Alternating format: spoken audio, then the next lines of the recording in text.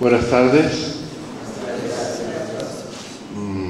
Agradezco mucho a los organizadores y asistentes a esta programación y ante todo pues quiero felicitarlos.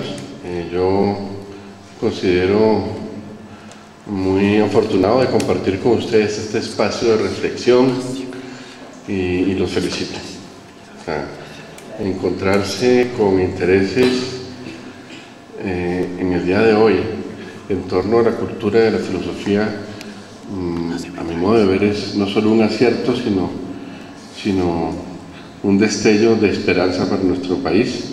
Les deseo, les auguro que haya continuidad, perseverancia y profundización en lo que vienen haciendo.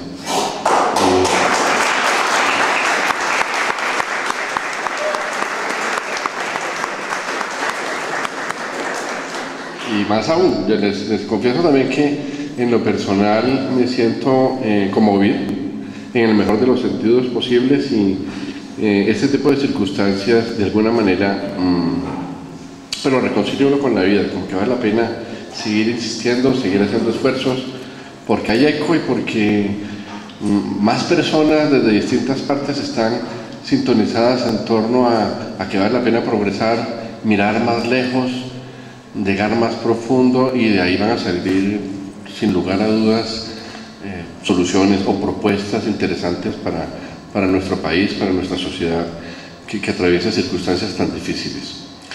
Voy a hacer algunas consideraciones muy básicas sobre la idea de filosofía y cómo podemos conectar la reflexión filosófica con el acontecer cotidiano, con la trayectoria que sigue nuestro país, nuestra sociedad, y con el futuro que se avisora en términos de ese tipo de reflexión.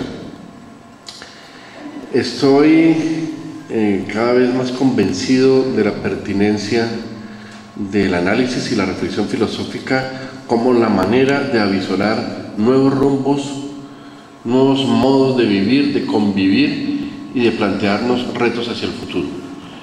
Creo que cada vez más queda claro en la historia de la humanidad que las grandes obras, las grandes construcciones, las grandes elaboraciones van siempre precedidas del desarrollo cultural. Casi que no tienen sentido si no hay un desarrollo cultural previo. Y ese desarrollo cultural es objeto de la reflexión filosófica, justamente. Voy a referirme precisamente a eso. Es muy importante que nos detengamos a pensar, a reflexionar sobre los problemas que día a día enfrentamos como individuo, como grupo social, como país, porque es sencillamente esa la cantera inagotable de temas de reflexión filosófica. Ya desde los griegos reflexionaban sobre ese quehacer.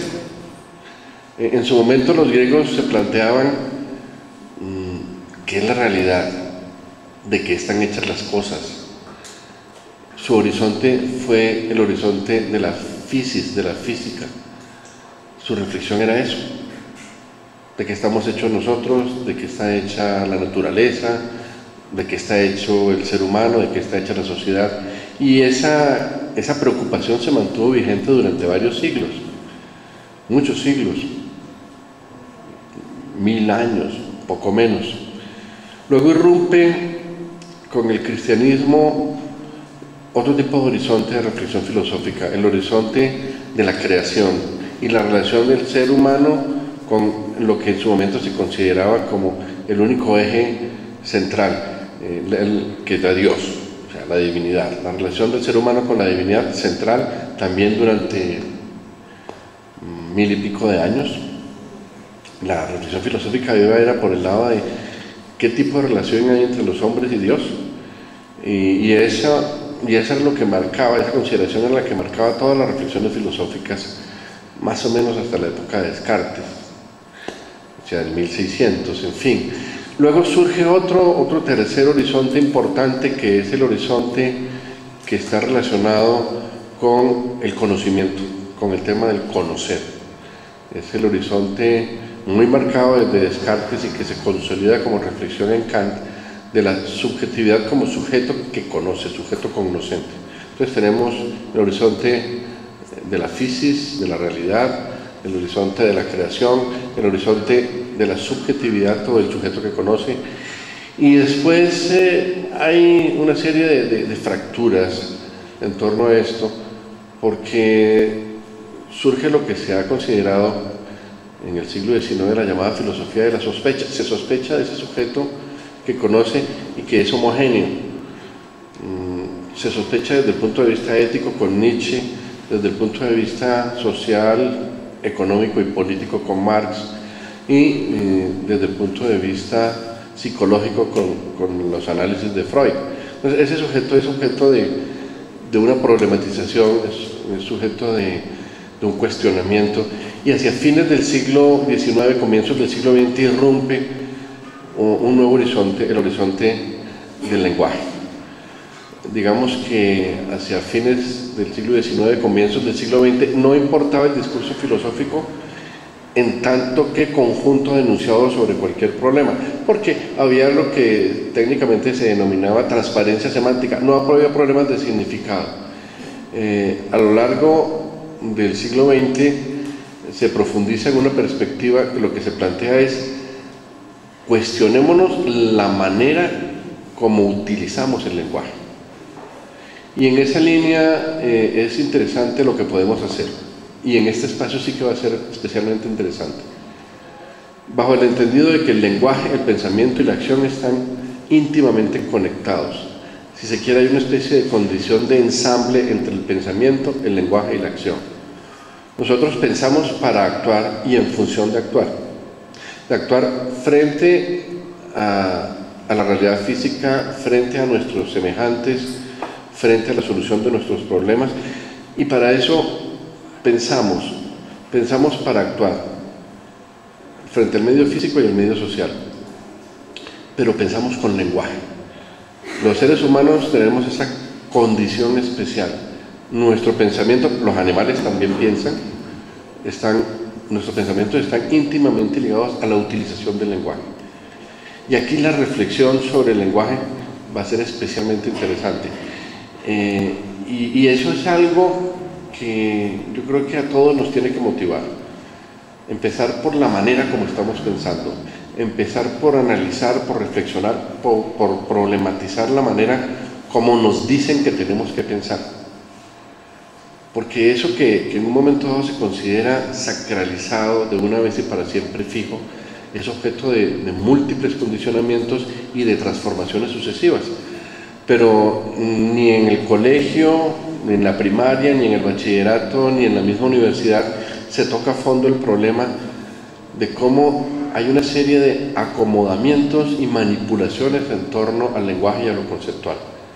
Entonces, algo que nos puede brindar el análisis y la reflexión filosófica es justamente el examen detenido de los conceptos con los cuales enfrentamos los problemas, manejamos nuestra vida y miramos el futuro. Y es un poco la idea de análisis filosófico que quiero destacar aquí. Plantearnos que los conceptos no nos vienen dados ya es bastante importante, porque hay toda una serie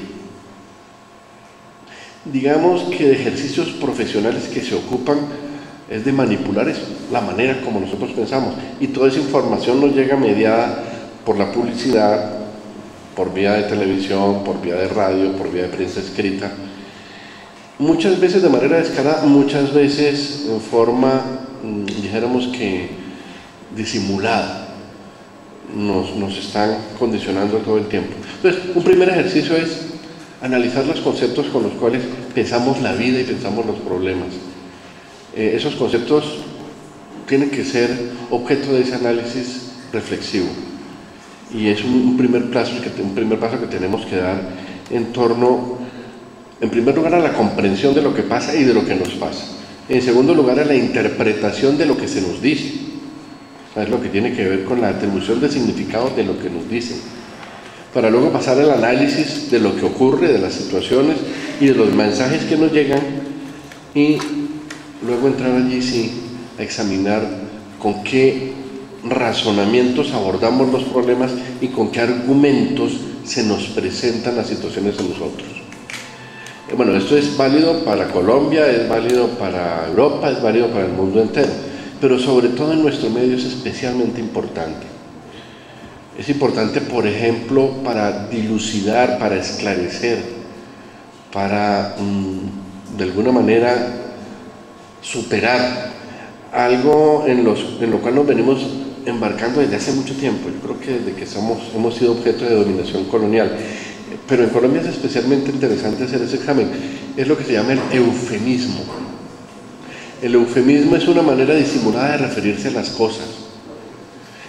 Ese mencionar eufemísticamente las cosas oculta la realidad. Y un análisis conceptual allí sí que es interesante. Ejemplos de eufemismo que desde la filosofía sería muy interesante abordar. Voy a traer aquí casos que todos hemos oído, que hemos visto en la prensa o en los noticieros. Me voy a referir a algo muy cercano. En el caso de Interbolsa, que hubo un fraude de una escala gigantesca, de billones de pesos que fueron objeto de defraudación, que se sustrajeron de manera ilícita. En su momento no se habló de estafa, sino de restricción temporal de liquidez. Eso fue lo que nos dijeron. No, Interbolsa tiene una restricción temporal de liquidez, nadie se ha robado nada. Y durante mucho tiempo manejamos la idea de la restricción temporal de liquidez.